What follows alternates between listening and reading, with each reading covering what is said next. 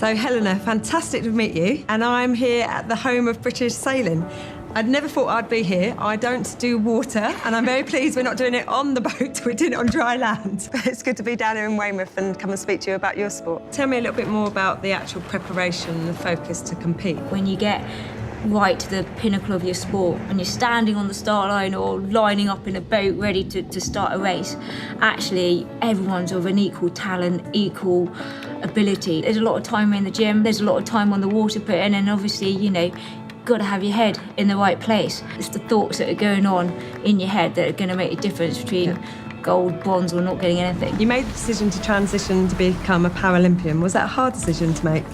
Growing up, my vision had always been the Olympics. The thoughts were, is this going to be enough? Am I lowering my standards? The big eye-opener was when I turned up to the first regatta that I was going to do. Slightly arrogant of like, yeah, I'm going to just clean up here.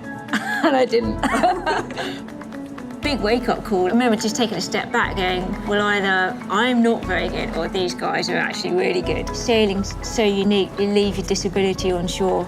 You're just out there, it's just you, the sea, it's an even playing field. You're going for your second gold medal. You know, it's a second chance, but my last chance. It probably sounds a bit strange. It's almost like the pressure's off. I've been there, I've done it before. I know what I need to do, I know what it takes. It's not this unknown entity. What do you think the future is? One for sailing and also for you? Sailing's just progressing and expanding all the time. What's happened at the moment with disabled sailing, you know, ISAF are putting in a tremendous amount of effort. I do kind of feel like it's my turn now to try and give something back, and that's sort of where my future will lead me, I think.